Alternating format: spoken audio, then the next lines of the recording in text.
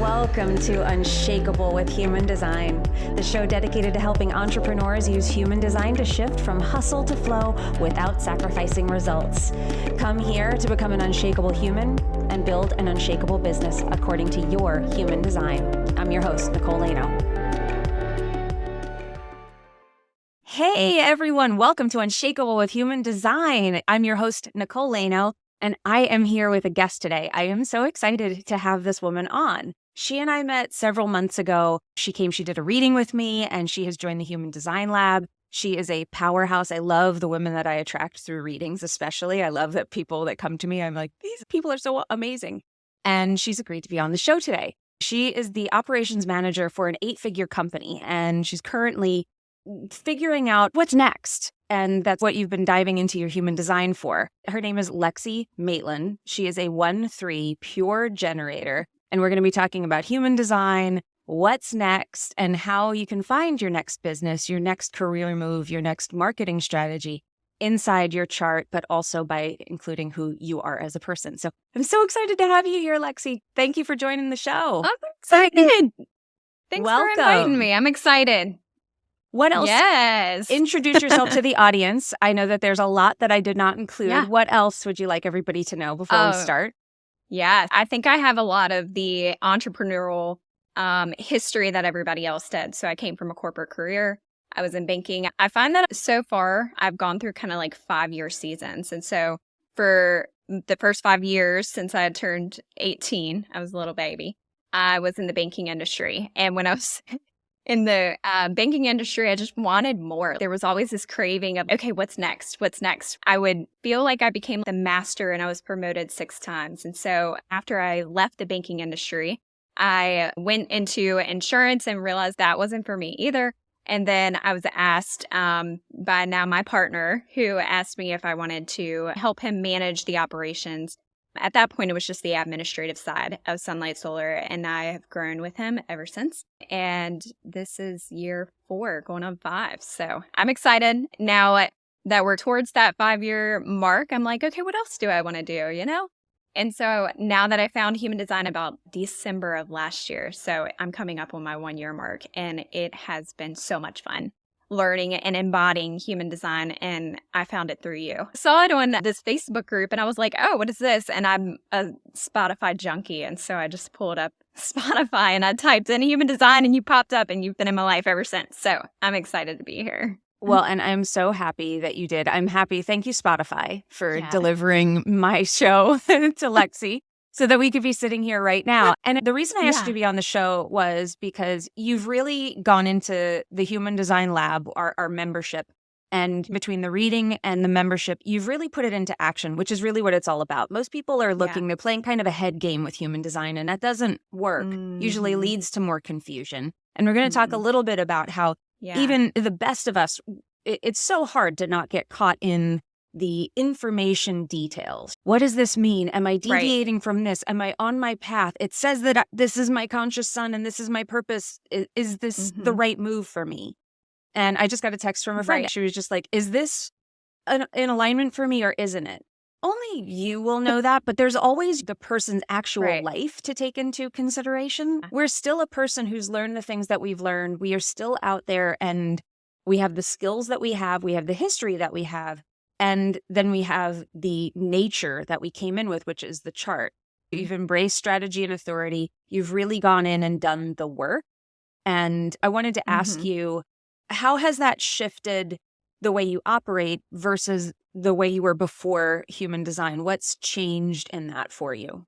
Yes, I found that human design really allowed me to embrace the investigative line for me. As a 1-3, I lean pretty heavy into the one aspect. And so I'm very investigative.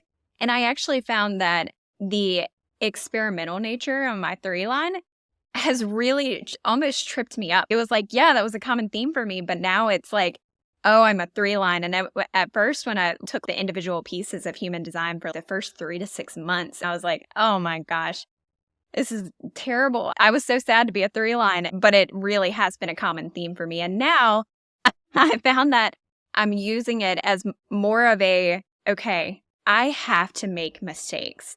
I have to go out and test and tweak those small aspects my head centers to find too. And so I'm like, okay, I overthought that. I didn't really listen to my body. Let's go back. Let's do it again. And so now, most recently, like probably within the last few weeks, I've been embracing the 3-line a lot more. So I think the lab's been a game changer for me because I realized that I really have to embody more of the human design and not just look at it as information. So that's where I'm at so far in my journey. And I'm glad that I've got here. It's been fun. Well, and it's what allows you to get into your body, especially. So just to give you guys a background, Lexi has the head center and ajna center defined, and then she has her G center and her sacral center defined, and then everything else is undefined.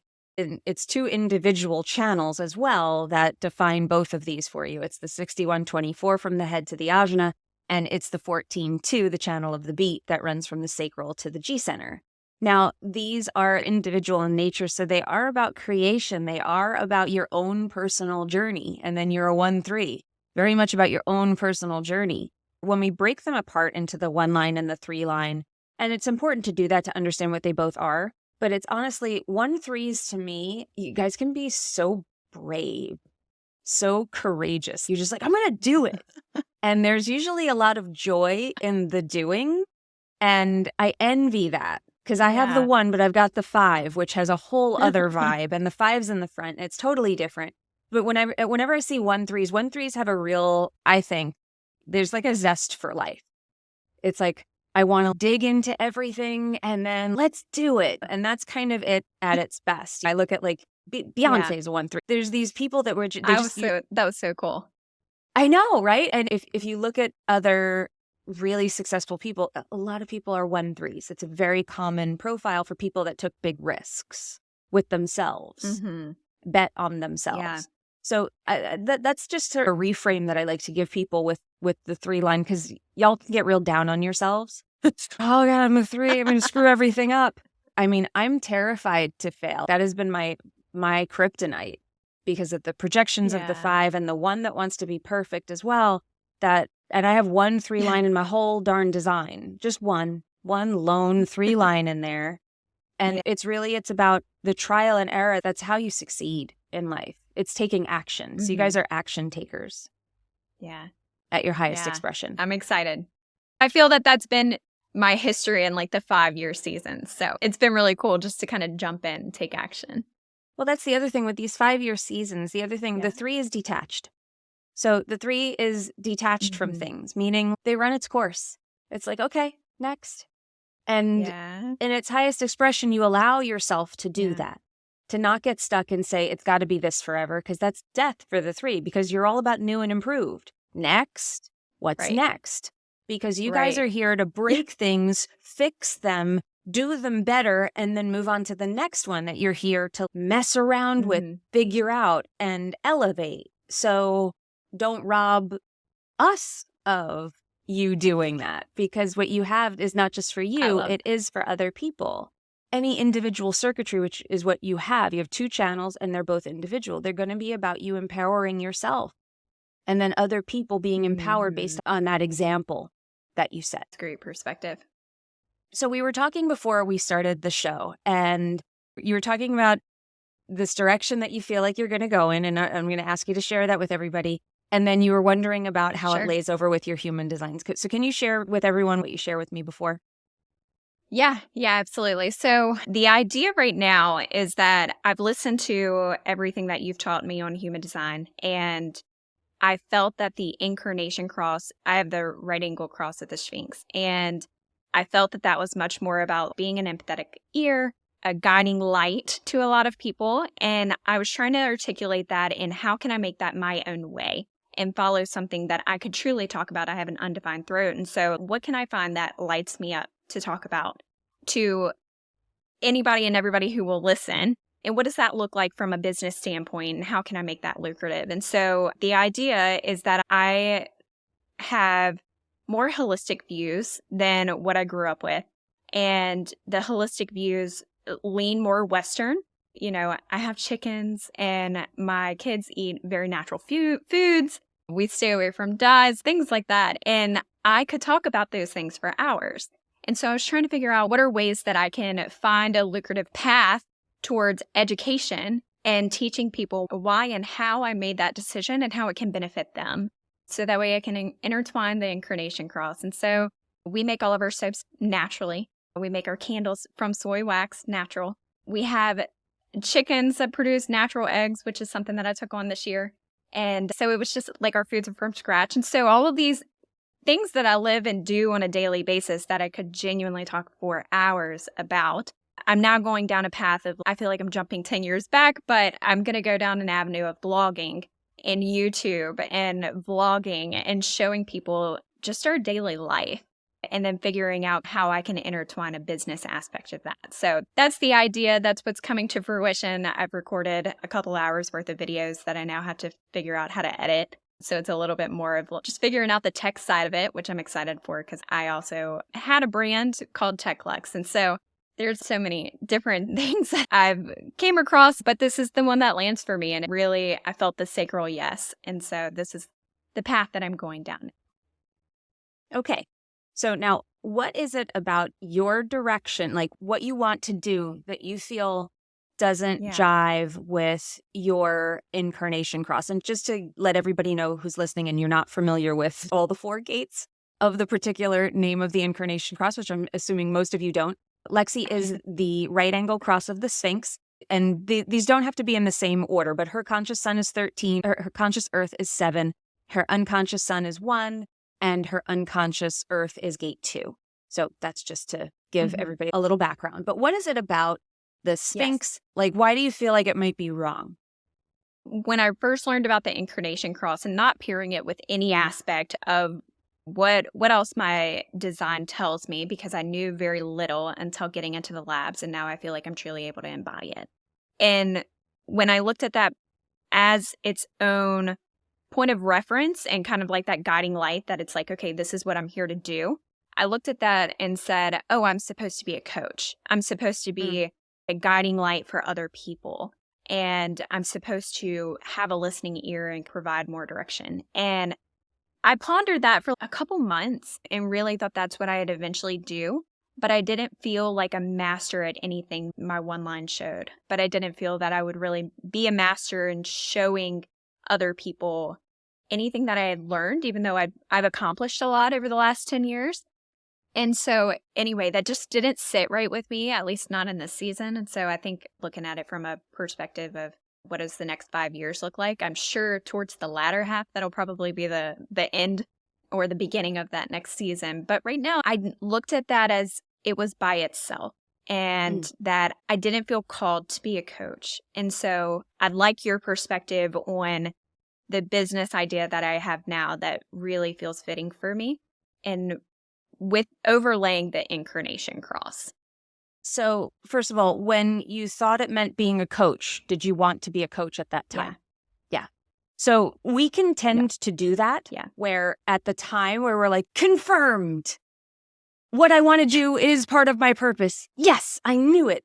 Yeah. And this is where working with the design and deepening your connection to all the parts of it, but particularly, most importantly, your strategy and authority. What you want to do, what lights you up as a sacral being, as a pure generator where you don't have any emotional frequency that's messing with any of that. You just know. Your knowing is going to be whatever lights you up is going to be the guiding light for you. So rather than being like, it should be this, it should be that, because it might change. You're a 3-line, probably going to change. Right. It doesn't mean it's going to radically change, although that might happen too. But you're also young. There's a lot of life ahead of you. So to think that it's going to be like this one box, that's not necessarily the case. Now, as a generator and not a manifesting generator, there might be more relation to the things that you do where you really build something. And I think you've done that in those 5-year blocks. You've really built things. And then it's time for you to move on to a new thing. But there's mastery. You even used that word when you were explaining it, that there's mastery there. And that's what generators are here to do. You're here to master some things. And it's for you to be sharing what it is that you have mastered. Now, with the Incarnation cross, I have so many clients in my world right now, too, that are going through this where you can get really stuck in these details. And it's, I think, part of why I love what I do, because this is what I'm good at, is working with you on showing you, let's look at your life and let's look at it through this lens. And then you follow strategy and authority. It's not like, yes, right answer, let's go. It's now you wait for responses to see if that's where it's all guiding you. But it can illuminate you and make you feel more held. You have a defined head. You're going to feel much better if you feel like you understand something. You're a one line. You're really going to feel better if you feel like you understand something. And knowing yourself there and knowing what your gifts are to give you that courage to take those leaps in that direction. But to the incarnation cross, so with gate 13, I think where you were talking about feeling like a guide and feeling like you were supposed to be taking in other people's stuff might come from that gate 13, which is the gate of the listener. Was that the one that made you feel like, since that's your conscious sun and it has to do with listening and reflecting and all of that, that was why it had to do with other people? Yes. Okay. So first of all, as a 1-3, your destiny is yours. It's not as dependent on other people. And as a sacral being, it's going to be about what lights you up. Not that it doesn't matter what other people do, but what the gate 13 is really about is about taking in experiences of yourself and others. But typically, if you have gate 13, people love telling you their stuff. That might just be a natural thing that happens where people are like, I don't know why I'm telling you this, but that happens to a lot of people who hold this gate. Does that happen to you? Oh, all the time. All the time. So that's going to happen. But it doesn't necessarily mean that you are there to help that person. Although you lend your ear. That's what you do. But do you go around collecting all of those stories? And I'm going to use an example that is not based in reality. I'm riffing here on something that you said. You said you made your own soaps. So if throughout your life you heard horrible stories of people getting diseases from the chemicals that they put in personal care products, if you heard about the companies and what they were doing with the dollars that they make from creating these products, the pollution, if you were taking in all of these personal stories and these bigger stories and you were taking them in and that caused you to say, I want to do something different. And I want to do something different for me and for others, because it is a collective gate. There is that element to it. That's the essence of this.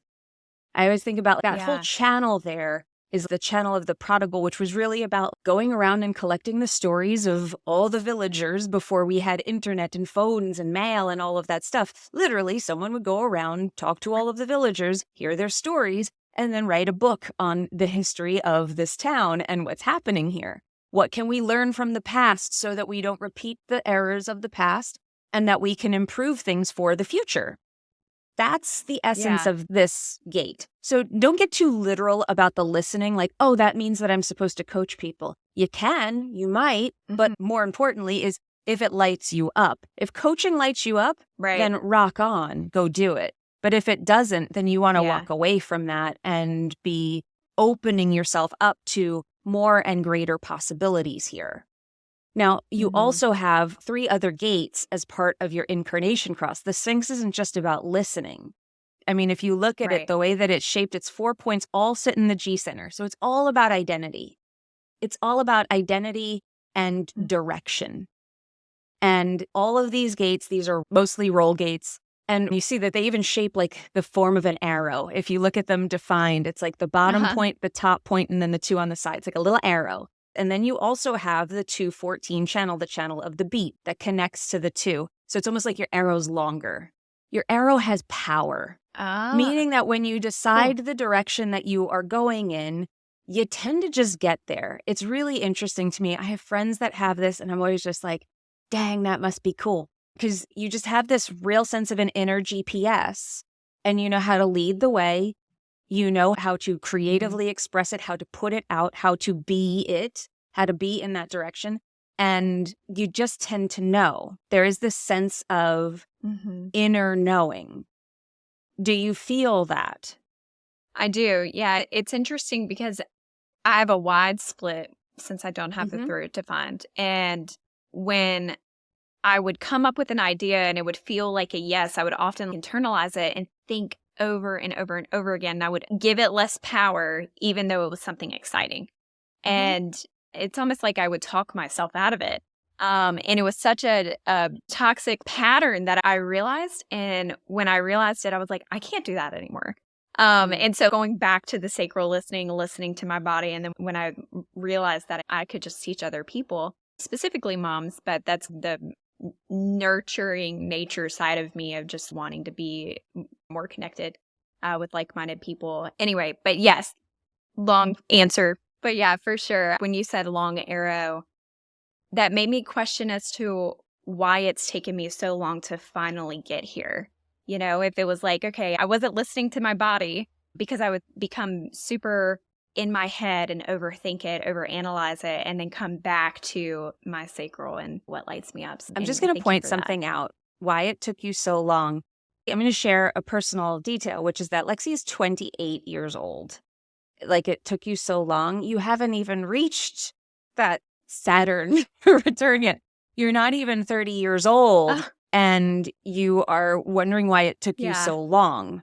Girl, if I could tell you my story of all the wrong turns I took before I got to this point. Like, you run operations for an 8-figure company. You've had a successful career in banking. I'd like to just shift that, open ego, maybe that feeling that you need to prove yourself, that you should be further along, that you should be more successful. Open root, open ego. But I'm hoping that what I'm hearing here, when you talked about your wide split, that the fact that you would know the direction that you were going, you would know it, but you would question it because it would maybe be about how am I going to get it out there? How, like, that nervousness of, will I be able to speak about it, put it out in the world? Will I be able to do this consistently? This is how our openness, our conditioning, it keeps us from our true purpose and our true passion, because we question what is right. Mm-hmm. So I love that shift is happening, because ultimately there are ways to decondition faster. Obviously, if we have trauma, I think about Malala, where she was shot for speaking up. Like, if you have trauma that you need to work through before you can speak again, that's a different story. But otherwise, strategy and authority will get you like 80% there. If you just say, no, that's not the correct thing for me. That fear is not me. This sacral yes is me. I've just got to swallow it and do it. I've got to feel the fear and do it anyway. And it gives you that mechanism to know when the fear is real and when it isn't. It gives you that thing of saying, like, no, I trust my guidance system. And your guidance system is particularly strong. You have the fuel that fuels your direction. When you get a yes, if it's a real yes for you, not a head yes. And this is something else that we talked about, your defined head and your defined ajna. This is one of the more common problems when people say, like, I don't know if I feel my sacral. I don't know if I can feel my yes. A lot of times those are people who have either an emotional center that's defined, which can mess with that frequency and make us not feel as sure, or defined head. If you have the defined mind and the defined head, then it's very easy to stay in your head and for it to take power, because it does have power. Your thoughts have power. Your thoughts are very transmittable, where when you say something that is correct, that you really believe in, people will probably be very open to accepting it without even checking it. They're just like, that sounds true to me. It carries a frequency of truth. So it can be very easy to rely on your mind, to stay in your mind, but that's not your authority either. Yeah. So bringing it back to that, if it's a hell yes, I go, even if it doesn't make sense, even if I'm scared to death, I gotta go. And see where it gets you. I'm guessing that you're not taking the leap to jump off buildings and things like that are truly dangerous. The experiment is, let's see where this goes. Yeah, that's been so common for me. And I also wanted to mention the deconditioning guide. You mentioned that often on the podcast. And the deconditioning guide, I think I downloaded in April. And I wish as soon as I found you that I had downloaded it sooner. But that really helped me look at each center as an individual and say, okay, the emotional center, that is an area of being, I was conditioned. And there was some trauma that I needed to specifically work on within the emotional center. And then my throat, when we did our reading, you had mentioned how that should look in a healthy manner. And when I answered you on the reading, I was like, no, I don't actually use my throat. Yes, it's a BS detector. I could see that. But I don't use it to draw attention to myself. And then there were subtle ways after our reading that I was like, oh, maybe I do. And so the deconditioning guide really helped me to just look at everything as a whole, but as an individual and say, okay, that one needs work. So anyway, if you're listening to this, go grab it if you haven't. I'm so happy to hear that. That's really great. Yeah, you can DM me decondition and we will send you that guide right away and we'll link it up in the show notes. Thank you for sharing that. I didn't know that. I'm happy to hear that was so effective for you. I know I love that guide. And it really can be that simple. It really can be just breaking it down into the pieces and saying, these are the ones that are not me. These are the ones that are going to try to pull me off my course and keep me safe. And stuck is usually where that leaves us. Did you have anything else that you wanted to share? Because I can't believe that we're already out of time, but we are here at the end of the episode already. Is there anything else that you wanted to share, ask, or anything before we wrap up? No, I've just been so grateful since I found you and since I joined the labs. And even from a partner aspect and a relational aspect, I've looked at my kids' human design and listened to your videos and said, oh, wow, I can see where I need to leverage these gifts. And then my partner pushing him or guiding him, not pushing him into a direction where I see he may be living in the shadow frequency and how he can level up. So kudos to you. I'm grateful. So thank you for having me on today. Thank you for being here. And just one last question. What would you say to somebody who's thinking about joining the lab? Oh my gosh, do it and don't question it. I missed most recently the round table and I was so sad that I missed it. I had another meeting conflicting, but just do it. I think especially if you're looking at human design from an aspect of individual centers. And like in the beginning, I was so guilty. I was like, oh, I have this gate in my personality moon. What does that mean? Is that why I have bad dreams? Looking at it as an individual is so limiting. And realizing how you can use this information to embody so much more of who you are as an individual. The labs really helps you do that. And so don't question it, jump in. Thank you so much. It's a fun group. And what you were talking about, the round tables, we do them every month. So don't worry. There's another one in like a week or something like that. So you've got another chance. Okay. But these are group calls that we do every single month where we all get to talk and share about our experiments and get their questions answered and stuff like that. It's really fun. Thank you so much for being here, for sharing and for jumping in and sharing your story and your journey with human design with us today. Thank you for being here.